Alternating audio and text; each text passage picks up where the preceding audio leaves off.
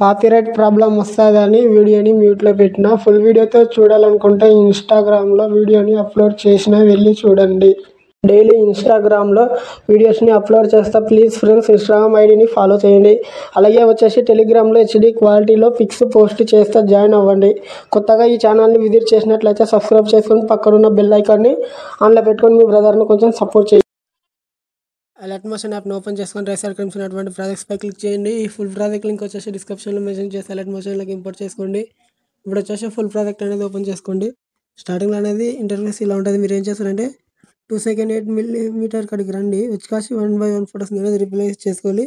ఫోటోపై tap చేసి colour fill click చేసి మీడియాపై ట్యాప్ చేయండి.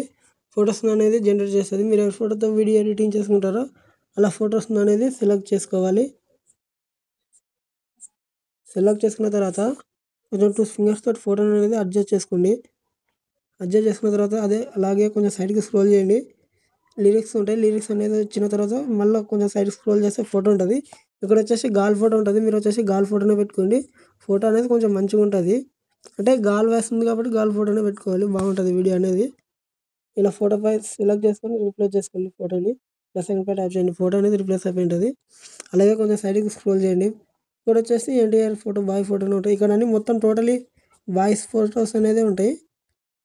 ఇంకా సేమ్ టు సేమ్ ప్రాసెస్. ఫోటోపై ట్యాప్ చేసి కలర్ క్లిక్ చేసి మీడియాపై ట్యాప్ చేసి ఎవరి ఫోటోతో వీడియో ఎడిటింగ్ చేసుకుంటే ఫోటోని సెలెక్ట్ చేసుకుని ప్లస్ సెకండ్పై ట్యాప్ చేయండి.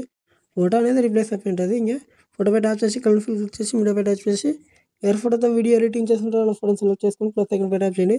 ఫోటో అనేది రిప్లేస్ అయిపోయి ఉంటుంది. కొంచెం 2 ఫింగర్స్ తోటి ఫోటో అనేది అడ్జస్ట్ చేసుకోండి. అడ్జస్ట్ చేసుకున్న తర్వాత సైడ్కి స్క్రోల్ చేయండి.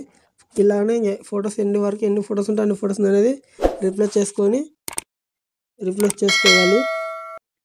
రీప్లేస్ చేసుకున్న తర్వాత వీడియో అనేది మీకు కావాల్సిన క్వాలిటీలో డౌన్లోడ్ చేసుకోండి. Thanks for watching this video.